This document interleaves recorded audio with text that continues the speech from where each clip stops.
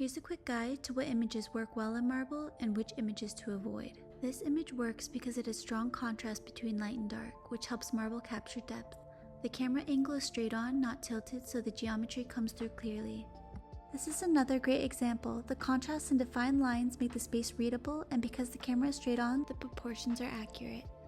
This scene works because the contrast is strong and the lines are very defined. Again, the straight-on perspective avoids distortion and gives Marble a clear view of the room. Alleyway images always work really well in Marble. This one in particular has great lighting contrast, and the narrow perspective helps preserve depth. This animation style works great in Marble. The thick line work prevents floating artifacts, and even though it's a dark image, the high contrast makes the geometry clean and stable. Here are some examples of images you want to avoid when creating a Marble.